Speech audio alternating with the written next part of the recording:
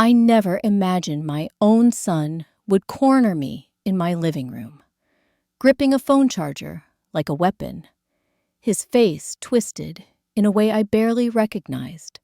Eric's voice trembled between anger and desperation when he said, "Mom, just sign it. Sign the transfer papers. And this whole nightmare will finally be over." But the nightmare wasn't mine. It was his, and the woman standing behind him. Lydia. Her smile was the kind that sliced. A smile that didn't belong on a daughter-in-law's face. She folded her arms, leaned against the doorway, and said softly, almost playfully, "Go on, Eric. She won't do it unless you make her." The room felt smaller than it had in 40 years. My husband and I built our whole life inside these walls, raised our son here, waited for peace here. But that afternoon, I stood trapped between my past and the terrible truth of who my son had become. Eric lifted the charger higher. His hand shook. His voice cracked. "Why do you make everything so difficult?" "Mom."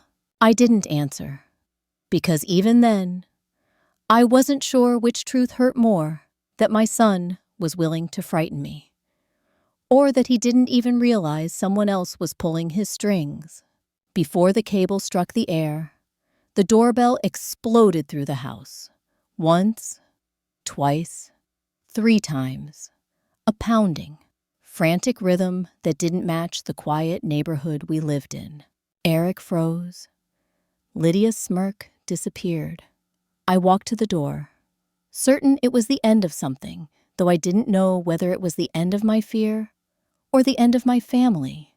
When I opened it, the cold wind rushed in, and there he stood. A man I barely knew, a man who shouldn't have known anything about my life, but in his hand was a folder thick enough to make my stomach drop. "Helen," he said, meeting my eyes with steady concern, "I think it's time you know what they've been planning." Eric shouted. "Don't listen to him," Lydia hissed. "Close that door." But deep inside, I understood one thing instantly. This stranger hadn't come by chance. He hadn't knocked because he heard shouting. He had been watching, waiting, and he knew far more about my son and about Lydia than I ever dared to imagine. And here's the part that will surprise you most. That day wasn't the beginning of the story. It was the moment everything I thought I knew about my family shattered, and the moment a secret long buried by my late husband began to rise. If you've ever loved someone who hurt you, or trusted someone who betrayed you, or wondered how far a family can break before it's beyond repair, this story will speak to you. And before we go deeper, if at any point you need to step away, go ahead and hit subscribe so you can return and finish this story later. There are so many powerful family tales waiting for you here. Stories that remind us we may be broken, but never alone. Now, you might think the worst moment was my son raising that cable in anger. But what came after the discoveries, the confessions, the betrayal behind the betrayal that was far more shocking? There is one truth hidden in this story that you will not see coming. A truth I didn't discover until the very end. And when you hear it, you'll understand why everything unfolded the way it did. When I look back now, it's almost impossible to understand how everything unraveled so quietly. Nothing in my life had ever prepared me for the day my own son would raise his hand against me. But the truth is, these things never start with violence. They begin slowly, almost gently, like a cold wind slipping through a cracked window. You don't notice it at first, until one day, it freezes the whole house. My name is Helen Foster. I'm 67 years old. And before all of this happened, my life was simple in a way only older people truly appreciate. I tended my garden in the mornings, brewed my tea the same way my husband used to like it, and kept our home exactly as Frank left it. Frank, my husband, he was the quiet, steady type of man who believed the world could be fixed with patience and kindness. When he passed, it felt like the foundation beneath me shifted. But the house, the life we built, kept me standing. This home was never meant to be a burden.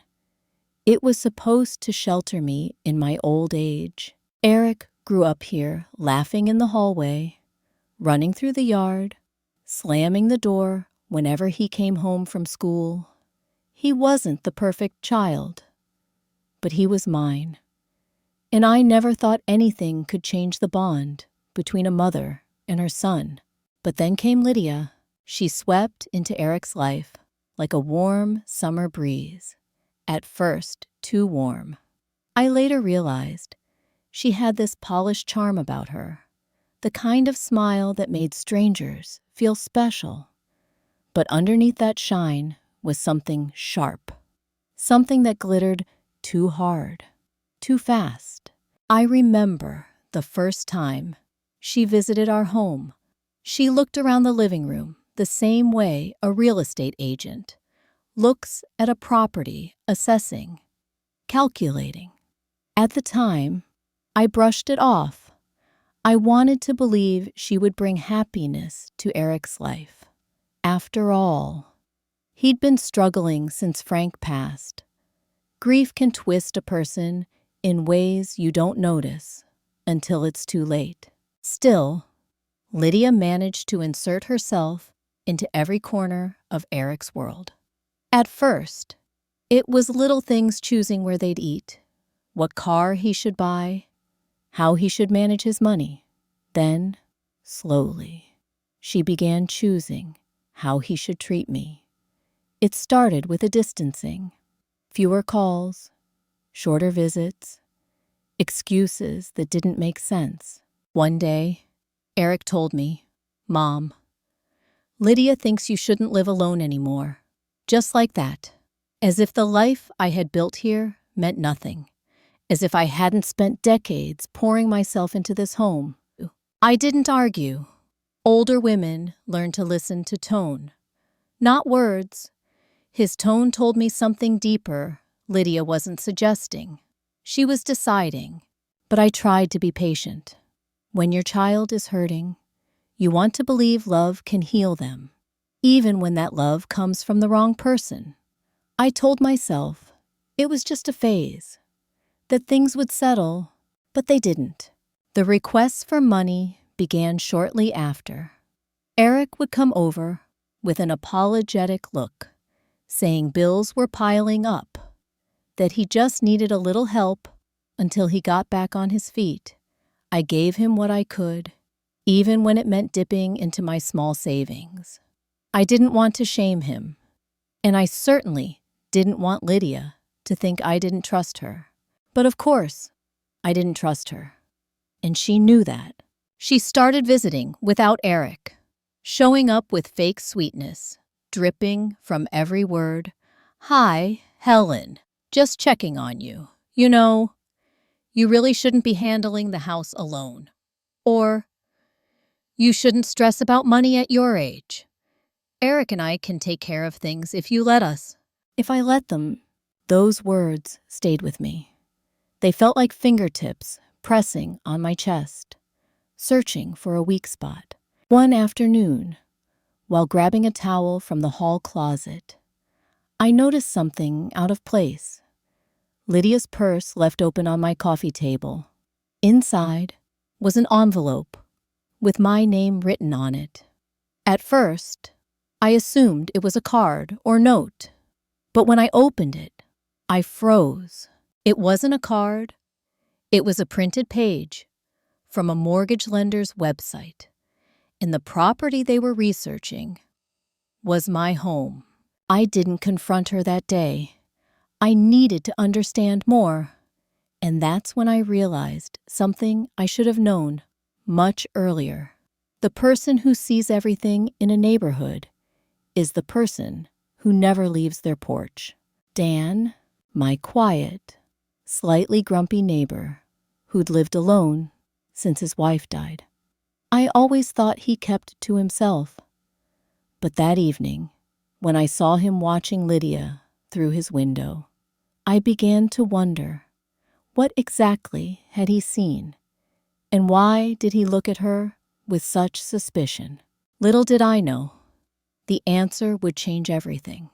Because someone in this story had been paying attention long before I did.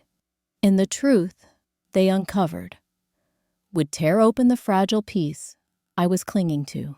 The strange thing about danger is that it rarely arrives like a thunderstorm. It slips in quietly, disguised as concern, as kindness, as someone just wanting to help. That's exactly how Lydia moved deeper into my life smoothly, softly, like a shadow that you don't notice until it's already wrapped around you. After the day I found that mortgage document in her purse, I began paying more attention.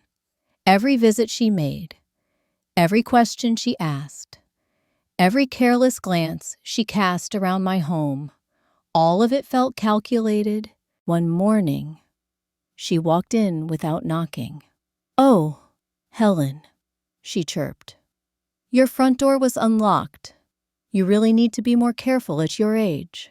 My age. She said it as if it were something broken, something inconvenient. She carried a small notebook in her hand. I noticed she kept glancing at the walls, the floors, the kitchen counters. She wasn't admiring anything. She was measuring, evaluating, like someone preparing for a future that didn't include me. I tried to remain polite, because arguing with Lydia was like arguing with fog. You could wave your arms, shout, push, but it always slipped through and left you cold. Still, I asked, "Why were you looking at mortgage sites?" "Lydia." She didn't blink. "Oh, that I was helping Eric learn about refinancing. Just general research. Nothing to do with you." "Helen." "Nothing to do with me." But her voice was too soft, too sweet, and her eyes flicked away too quickly. I had lived long enough to know when someone was lying to me. Later that day, Eric came by alone this time. He stood in my kitchen, rubbing the back of his neck, avoiding eye contact. "Mom," he said, "Lydia thinks you should consider letting us help manage your bills. She worries about you." I felt something tighten in my chest. "I'm managing just fine." I told him. He sighed, frustrated. "You always think you are. But you're older now. Lydia knows about finances. She can make sure you're safe." Safe. They kept using that word as if it meant controlled, as if independence was a danger. Before Eric left, I noticed his shoes muddy, scuffed, worn down more than usual. His eyes looked tired. He'd lost weight. Something was eating away at him. I reached for his hand, but he pulled away, muttering that he had somewhere to be. That's when I realized something important. Eric wasn't just being manipulated. He was drowning, and Lydia was holding the rope. I needed answers. So that evening, I stepped outside and found Dan on his porch, as always, leaning on his railing like he was guarding the whole street. "Dan," I called softly. He looked up. Surprised, I approached him. "Evening, Helen," he said. I hesitated before sitting beside him. The wood creaked under our weight, The air smelled like pine and frost. I think something's off with Lydia, I said. He gave a low, humorless laugh. You're just now noticing. His tone made me shiver. What do you mean? I asked. Dan leaned forward, elbows on his knees. Helen, I've lived next to you for over 20 years. I watched your husband fix that fence every summer. I've seen you sit on that porch with your coffee every morning. And I've seen Lydia, her sneaking glances, her sudden friendliness, her whispering on the phone outside your driveway. My breath caught, whispering. Dan nodded. I may be old, but my hearing works just fine. Lydia talks like someone who wants something that doesn't belong to her. A coldness crawled up my spine. I whispered, My house. He didn't answer. He didn't have to. The silence between us said everything.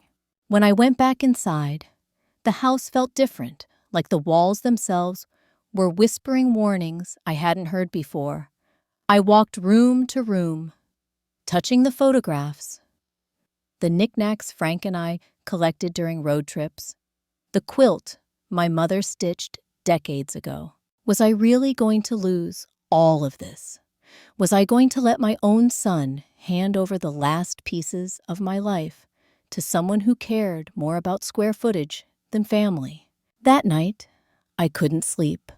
I sat in the living room, wrapped in a blanket, listening to the wind scrape across the windows. And then, sometime after midnight, I saw headlights. A car pulled into my driveway. Eric's car. He didn't come inside. Instead, he sat in the driver's seat, head bowed, shoulders shaking. He looked like a man breaking apart in slow motion.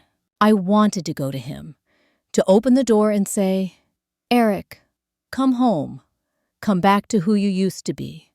But something stopped me, because sitting in the passenger seat was Lydia, her face lit by the glow of her phone, her expression sharp, cold, calculating.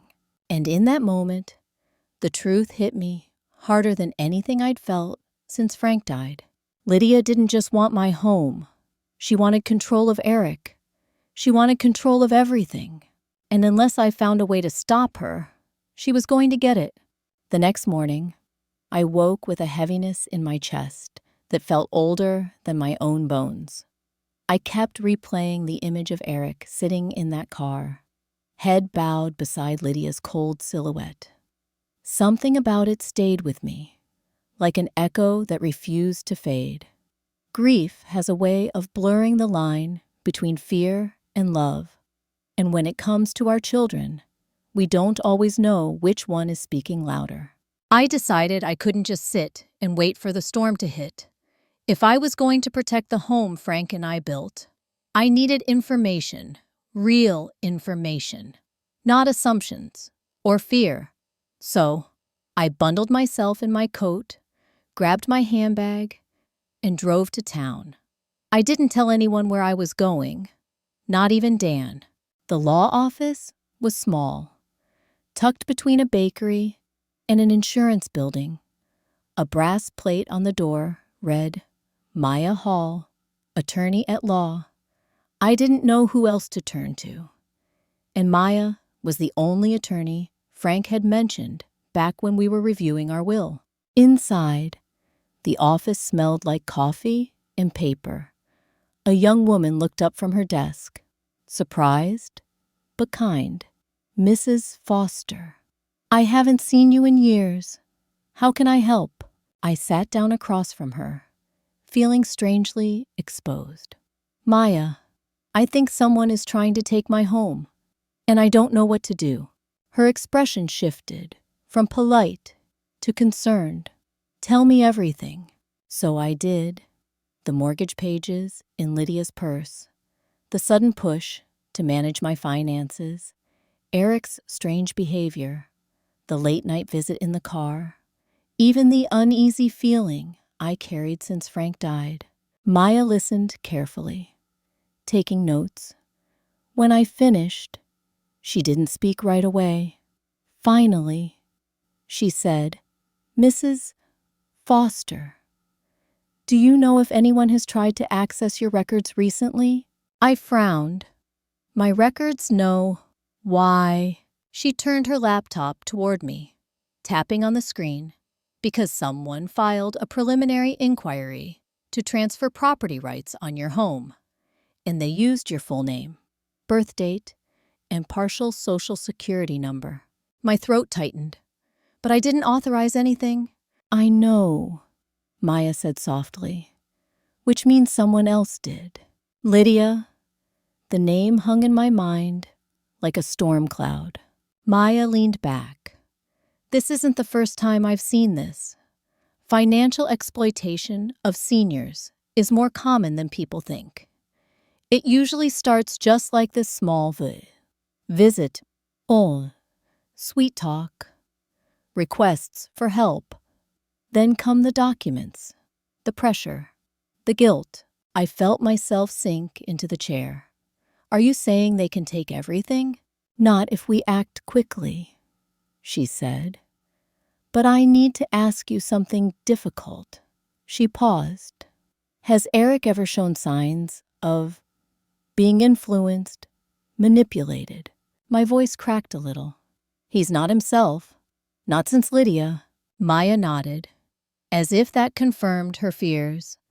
"I'll start monitoring any attempts to access your property.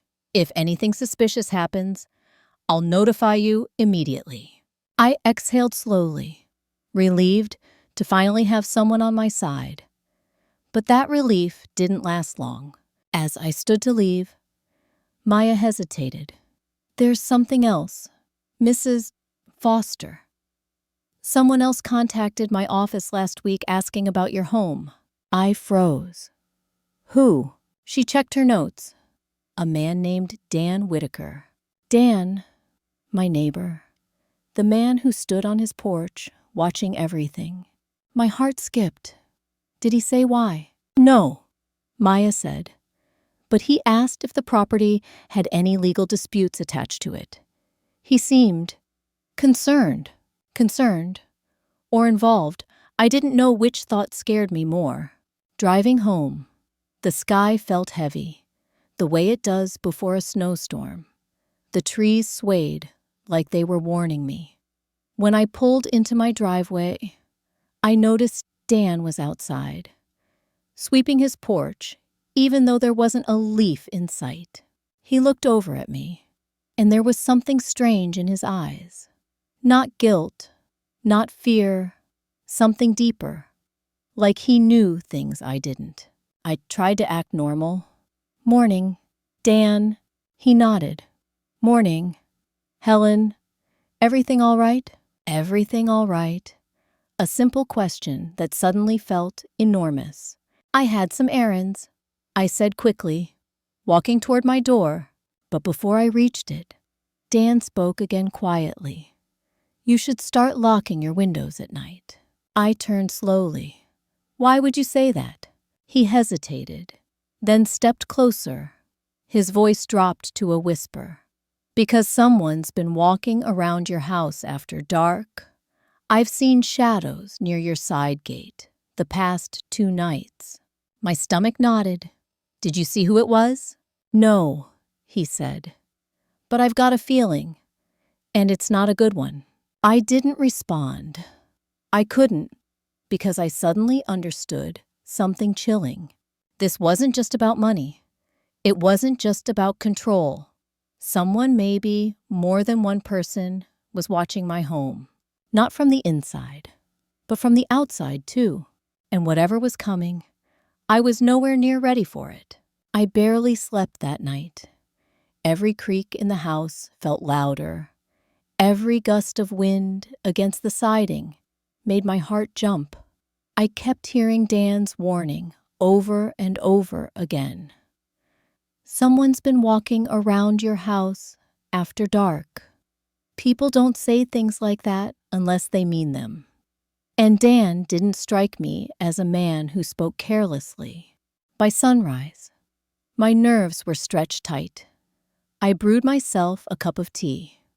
Though the warmth did little to calm me, I stared out the window, watching the frost sparkle on the grass, and wondered how my life had unraveled into something so fragile.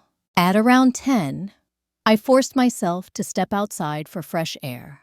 The cold bit through my sweater, but the quiet of the neighborhood brought a small comfort. That's when I noticed something, a faint trail in the snow near the side gate. Footprints. They weren't mine, and they weren't Dan's. I followed them a few steps before they disappeared into the grass.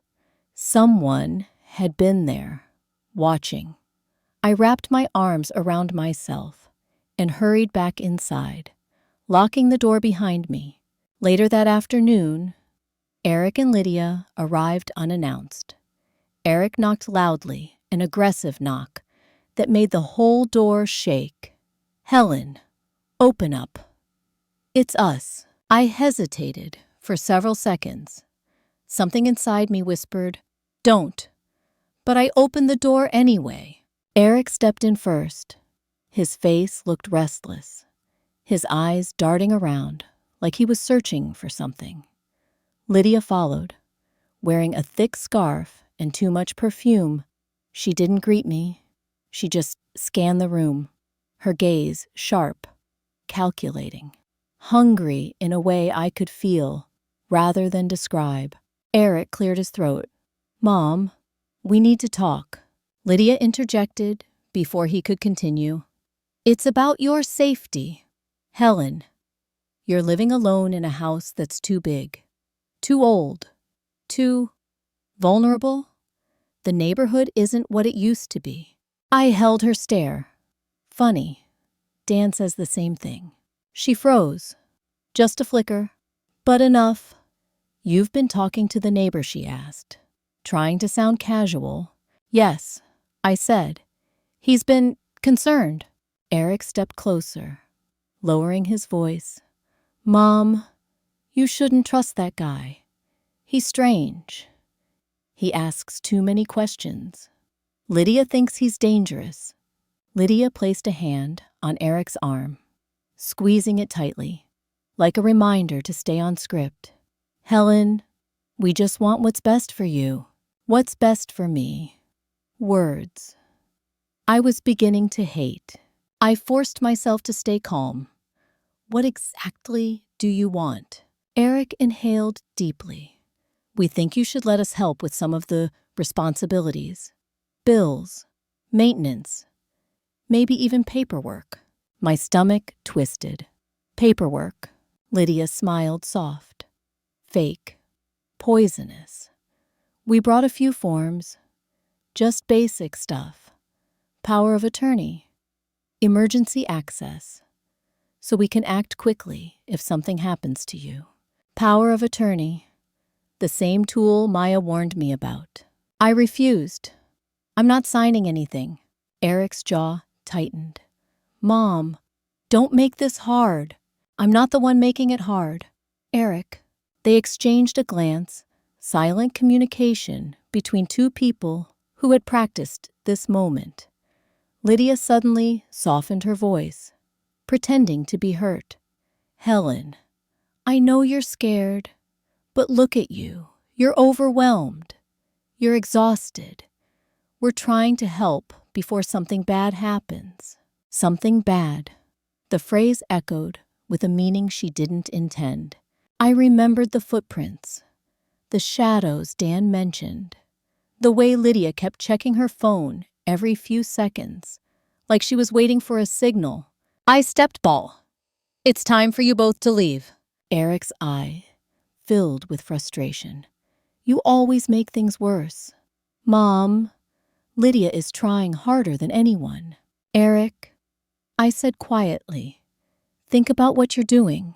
For a split second, doubt flickered in his eyes, but Lydia reached for him, threading her fingers through his, and just like that, the softness vanished. She spoke for both of them. We'll come back tomorrow. You'll be in a different mood then." They left without another word. I locked the door, double-checked the windows, then sank onto the couch, my hands trembling. This wasn't a misunderstanding anymore. This was a plan. As evening fell, I decided I needed answers. Real answers. Dan had been watching Lydia for months, maybe years. And now, Maya had confirmed he'd been digging into my property records as well. I grabbed my coat and walked next door. Dan answered immediately, like he'd been expecting me. He stepped aside, letting me enter. The house smelled like old wood and cinnamon. He stood there, arms crossed. "You talked to your lawyer, didn't you?" "Yes," I said. "And she mentioned you asked about my home." Dan sighed, rubbing the bridge of his nose. "Helen, I wasn't trying to scare you, but you need to know the truth before they get any closer." I swallowed hard. What truth? He walked over to a drawer, opened it, and pulled out a battered folder thick with papers, photographs, and handwritten notes. He placed it on the table between us. "This," he said quietly, "is everything I've been collecting. About Lydia, about Eric, about what they've been planning." My heart pounded so loud I could barely hear myself breathe.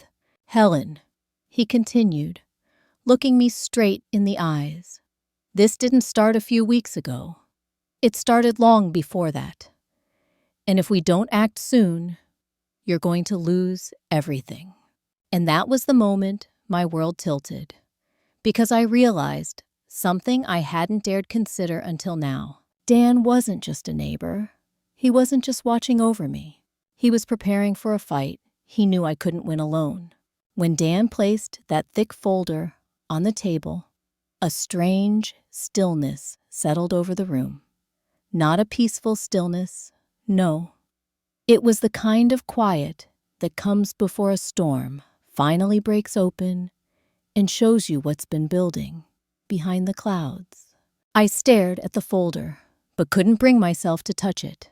"Helen," Dan said gently, "you need to see what's inside." My fingers trembled as I opened the cover. The first page was a photograph grainy, taken from across the street. It showed Lydia standing next to a man I'd never seen before, handing him a white envelope. On the back, Dan had written a single sentence, "Cash exchange, 2 weeks before she married Eric." I swallowed hard. Who is he? Dan shook his head. "Still trying to find out. But that's not the worst of it. Keep going." I turned the page. More photos. More dates. More details written in Dan's careful, slanted handwriting. Lydia meeting different people in parking lots. Lydia handing over documents. Lydia walking into a payday loan office long after it had closed for the day. And then my blood ran cold. Lydia taking pictures of my house. Not from the sidewalk, not casually. She had stood right outside my bedroom window. "When was this taken?" I whispered. "About 3 months ago." Dan said, "Right when she started pushing Eric to visit you more." I felt sick. My home, my sanctuary, had become a hunting ground long before I realized it. But then came the page that nearly stopped my breath. A printed copy of an email. My name in the subject line. Property value estimate. Foster residence. Inquiry by L. Carson. Carson, Lydia's maiden name. She had been planning this before she even married Eric. My voice shook. "Why didn't you show me this earlier?" Dan exhaled. "Because I didn't have proof Eric was involved. And I didn't want to break you unless I had to." "Break me." The words cut deep. And now I asked quietly. His voice lowered. "Now they're desperate. Which makes them dangerous." I closed the folder. For a moment, neither of us spoke. "Finally," I said, "Dan, You've been watching all this for months. Why? Why would you care about what happens to me?" He didn't answer right away. He walked to the window, staring out at the quiet street as if searching for the right words. When he finally turned back, there was a heaviness in his eyes I'd never seen before. "Helen, your husband asked me to." The world went silent. "My husband," I repeated, breathless. Dan nodded. "Frank came to me a few months before he died. He told me he was worried, not about his health, about you. He said you trusted people too easily. He'd heard things about Lydia, her past, her debts, her habits. He asked me to keep an eye on things, just in case. He wasn't around to protect you." Tears stung my eyes. I gripped the edge of the table, my heart aching with a grief that felt fresh and sharp, as if Frank had died yesterday. "He never told me," I whispered. "He didn't want to worry you," Dan said softly. "But he trusted me, and I wasn't going to break that trust." I wiped my tears, but my hands were shaking. The man I loved, even in his final months, had thought ahead to protect me, to shield me from something he somehow sensed long before I did. I took a slow breath. "So, what do I do now?" Dan stepped closer, lowering his voice. "You do exactly what they don't expect. You stay calm. You act normal, and you let them believe you're still in the dark. Because tonight," he paused, checking his watch, "they're going to try again." My stomach tightened. "Tonight, they don't think you know anything. They don't think you have help. They are underestimating you. Helen. And that gives us the only advantage we have." He handed me a small device, a recorder. "Keep this in your pocket," he said. "Hidden. Anything they say, anything they pressure you to sign, we capture it." My voice felt small. "And then what?" "Then," Dan said, "we give Maya everything she needs to stop them." I held the recorder, feeling its weight, feeling the responsibility settle onto my shoulders. I wasn't just fighting for a house. I was fighting for the last piece of the life Frank and I built. And I was fighting for a son who had lost his way so completely that he couldn't see the trap he was in. As I stood to leave, Dan touched my arm gently. "Helen, you're stronger than you think. Tonight might get ugly, but you won't be alone." I nodded, though fear twisted deep inside me. Walking back to my house felt like walking into the mouth of something dark and hungry. When I stepped inside, the quiet felt heavier than ever. The sun was starting to set. Shadows stretched across the floors like warnings. Tonight, they would come back. Tonight, they would push harder. Tonight, the truth would begin to unravel. And I didn't know whether I was ready. I only knew this. Whatever happened next, it would change everything. I spent the hours before sunset moving through my home like a ghost. Every picture frame, every familiar corner felt heavier, as if the house itself knew what was coming. The recorder Dan gave me was tucked deep inside my sweater pocket. I kept checking it with trembling fingers, making sure it was still there, still real. The thought of Eric hearing his own words played back in a courtroom made my stomach twist. But the fear of losing everything made me tighten my resolve. By the time darkness settled across the neighborhood, I could feel the tension pressing in on the walls. I sat in the armchair near the living room window, pretending to knit, though the yarn barely moved between my hands. The house was so quiet that even the ticking clock sounded like a warning. It was a little after 9 when I saw headlights sweep across my driveway. My breath caught. Eric stepped out first, his shoulders hunched, his steps heavy, as if he was dragging the weight of his own conscience behind him. Then Lydia emerged, not a single hesitation in her stride. Her heels clicked confidently on the pavement, her chin lifted like she already owned the place. They didn't knock. They walked straight in. Eric tried to smile. "Hi, Mom." Lydia didn't bother pretending. "We need to talk," she said, closing the door behind her as if it were her home, not mine. I folded my hands in my lap. "About what?" Lydia dropped a thick envelope on the coffee table. "These are the final documents. We need your signature tonight." Tonight, just like Dan predicted. Eric stepped forward, his voice low. "Mom, please. This isn't a game. We're running out of time." Running out of time for what I whispered. Lydia cut in, impatient. "For the mortgage approval. For the consolidation. For the life we're trying to build. You're standing in the way." Eric's jaw clenched. "Just sign it. Mom, please." His please wasn't gentle. It was desperate. I leaned back in my chair. "What happens if I don't?" Lydia crossed her arms. "Then you'll lose the house anyway. At your age, you won't be able to manage repairs, bills, health care. Eventually the state takes it.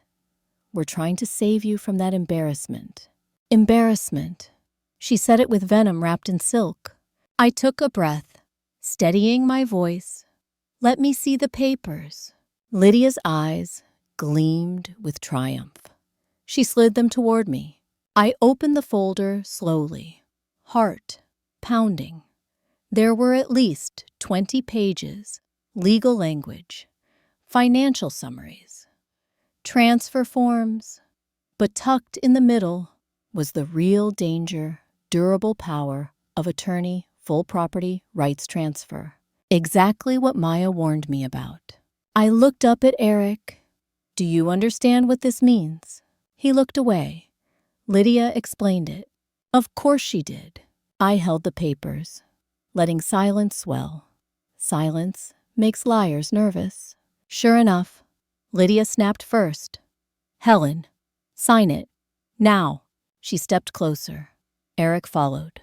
A shadow crossed his face. Fear, anger, shame.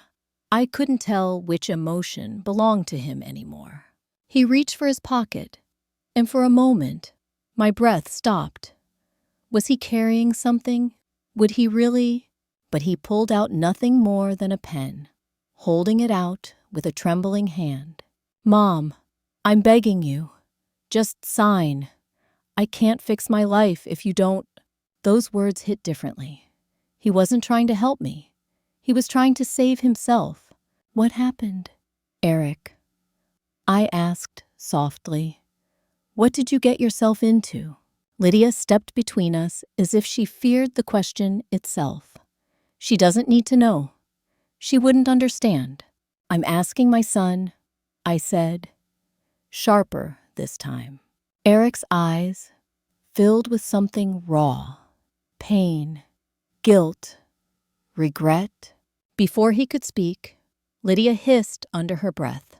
"Eric, don't you dare! Stop!" he snapped, louder than I'd ever heard from him. Lydia's face twisted, shocked. "I'm tired of lying," he muttered. "Tired of pretending this is for her." My heart hammered against my ribs. "Eric," I said gently, "tell me." He sank onto the couch, burying his head in his hands. "I owe people money. Mom, real money. I can't pay it back. They threatened me." I leaned forward. "Threatened you? How?" He couldn't look at me. "They said they'd come after my family." Lydia added quickly, "Which includes you.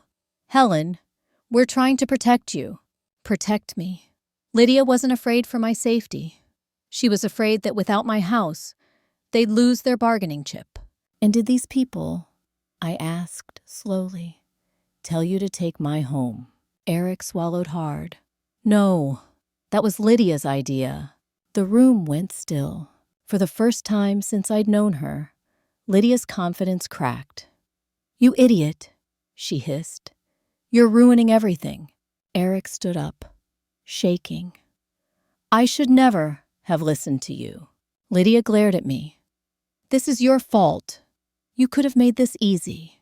She stepped toward me too close, too fast, but I spoke before she reached me, my voice steady and low. I think we're done here. She opened her mouth to protest, and then a knocking thundered at the door.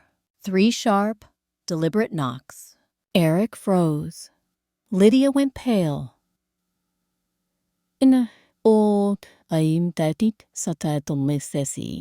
I stood slowly, feeling the recorder warm in my pocket, capturing every word, every confession. Helen, Lydia whispered, fear finally seeping into her voice. Don't open it. But I walked toward the door anyway, because I knew exactly who was on the other side. And everything was about to change. The knocking at the door echoed through the house like a verdict, 3 sharp strikes that carried the weight of everything that had been building. Eric backed away, pale, almost trembling. Lydia's confidence evaporated. She clutched her purse like she was ready to bolt at the smallest sign of danger. Helen, she whispered, don't open that door. You don't know who that could be. But I did. I walked toward the entryway slowly, each step steady, each breath measured. The recorder in my pocket felt heavier than before full now, holding every lie, every manipulation, every confession. I reached for the doorknob and opened it. Dan stood there, and beside him, Maya, my attorney. Are you steady? Oh. Lydia stumbled backward. Eric looked like he might faint. Maya didn't raise her voice. She simply held up a folder, the same kind size as the one Dan had shown me earlier. Helen, she said calmly, may we come in? I stepped aside, and they entered. The living room suddenly felt too small for all of us, like the walls had drawn closer to watch the scene play out. Maya turned to Eric first. Mr. Foster, she began, we have received multiple alerts of suspicious attempts to access your mother's property records. We have audio evidence, we have documentation, and we have witnesses. Eric's shoulders collapsed inward. Maya, I didn't want. She raised a hand gently. I'm here to help your mother, Eric. But you need to understand the severity of what's been happening. Then her focus shifted to Lydia. The softness disappeared from her voice. And you, Ms. Carson, or shall I say, Ms. Lydia Carson Bennett, you have an active civil complaint from your previous state for financial coercion involving an elderly woman. You failed to appear for a hearing last year. Lydia froze. Her face drained of color. That's not true. That case was dropped. No, Maya said. It wasn't. Dan stepped forward. Some of us remember. Some of us were watching long before you thought anyone noticed. Lydia glared at him, breath quick and shallow. You meddling old man. Maya cut her off again. I advise you to choose your words carefully. There was silence for a long moment, the kind that sits heavy on everyone's chest. Finally, Eric sank into the couch. Mom, I'm so sorry. I should have told you sooner. I didn't know how to stop any of this. I felt something shift inside me. Not forgiveness, not yet, but something softer than anger. Eric, I said gently, you let fear choose for you. But you still have a choice now. Lydia's jaw tightened. She turned on him like a cornered animal. Eric, don't you dare fall for this. Your mother doesn't understand what we're facing. We need the house. We need that money. If we don't get it, Eric snapped. Enough. Lydia, his voice cracked in a way that startled even him. I'm done lying for you. I'm done letting you control me. She stared at him, stunned. You're pathetic, she spat. Everything I did was for us. For you. Dan let out a low, humorless chuckle. Funny how people always use us when they mean me. Maya approached Eric slowly. Eric, you need to tell us the truth. All of it. He ran his hands through his hair. I owe money to men who don't wait for payment plans. I tried to get ahead, but everything spiraled.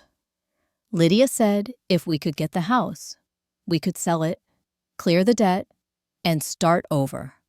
I didn't want to hurt Mom. I swear. But I didn't know what else to do. And you think stealing from your mother was the answer, I whispered. That broke him. Tears spilled down his face, and he covered his eyes with trembling hands. Maya took a deep breath. Eric, there are legal options for people in your situation. But coercion of an elderly parent, especially involving property, is a felony. If we submit the recording tonight, you could be facing charges. Lydia screamed. You recorded us. I met her eyes. You recorded yourself. Her voice rose higher. You can't do this to me. You don't know what you're inviting onto yourselves if I go down. Maya remained calm. If you threaten anyone in this room, I'll call the police right now. The tension in the air was sharp enough to cut. Lydia's breathing went fast, uneven. She glanced between the door, the window, the hallway, calculating her escape. I won't be arrested, she hissed. Not again. Then she grabbed her purse and pushed past all of us toward the door. But Dan stepped in front of it. He didn't raise a hand. He didn't touch her. He simply stood there, steady, solid, unmovable. You're not walking out of this house to start over somewhere else, he said quietly. Not this time. Lydia turned and bolted toward the back door instead. Maya was already dialing her phone. Police, please. We need officers at the Foster residence immediately. Attempted financial exploitation. Suspect trying to flee. Lydia stopped mid-stride. Her shoulders slumped. She dropped her purse. And for the first time since I'd known her, Lydia looked small. When the police arrived minutes later, she didn't resist. She just stared at Eric with cold disappointment. You could have had everything, she whispered. But he didn't look back.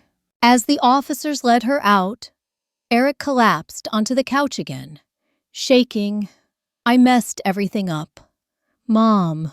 I placed a trembling hand on his shoulder. Maybe, I said softly, but you're still here. And that means you still have a chance. Dan gave me a quiet nod. Maya closed her folder with purpose. And for the first time in a long time, I felt the smallest flicker of safety return to my home. But little did I know the biggest secret of all was still waiting to be revealed. The house felt strangely quiet after the officers left. No yelling, no threats, no manipulative smiles curling in the shadows. Just the soft hum of the heater and the faint creak of the walls settling. Like the old house itself was taking a long, relieved breath. Eric sat across from me, elbows on his knees, hands clasped tightly together. He looked older than he had that morning, like the weight he'd carried for months had finally pressed into his bones. Mom, he whispered, I don't know how to fix any of this. I moved closer and sat beside him. You start by telling the truth, all of it, to me and to yourself. He wiped his eyes with the back of his hand. I was stupid. I let her control me. I let fear blind me. I never wanted to hurt you. I swear. I know. I said softly. Fear makes people do things they never thought they could. That doesn't excuse it, but it does explain it. His shoulders shook, and for just a moment, I saw my boy, again the child, who used to run into my room during thunderstorms, scared of the dark. Somewhere along the way, he had gotten lost, but lost isn't the same as gone. Maya approached us gently. Helen, we'll move forward with a protective order. Your property will be locked down, no changes, without your direct consent. And Eric, she paused, you'll need legal guidance too, but you're not beyond help. Eric nodded. A small spark of hope flickered in his eyes, faint but real. Dan stood near the doorway, arms crossed, watching quietly. He wasn't a man of many words, but sometimes silence carries a kindness deeper than anything spoken. When our eyes met, I mouthed, "Thank you." He only nodded, but in that nod was loyalty, history, and a promise kept to a man he once called friend. After Maya left, and after Eric went home to gather his things and clear his head, I walked Dan to the porch. Snow had begun to fall, soft flakes drifting lazily in the glow of the street lamp. Dan, I said, pulling my coat around me, you saved me. He shook his head. No, Helen, I honored Frank's request. He loved you more than anything, and he wasn't about to let someone take advantage of that. My throat tightened. Why didn't he tell me? Because he knew you'd worry, and because he trusted that you'd figure things out when the time came. I looked at the snow-covered yard, remembering Frank's laugh echoing between those trees. It still hurts, I whispered. Dan's voice softened. Hurt doesn't mean weakness. It means you loved deeply, and you still do. A long silence settled between us, peaceful this time, not heavy. Then he turned to leave. Before he stepped off the porch, he added quietly, "And Helen, you're stronger than you think, stronger than anyone gives you credit for." I watched him disappear into the falling snow, his figure blending into the quiet night. Inside, the house felt different, safe again, not because the danger was gone, but because the truth had finally taken its place. I walked to the fireplace, lit a candle, and sat in my favorite chair. For the first time in months, I let myself breathe fully. This wasn't the ending I expected.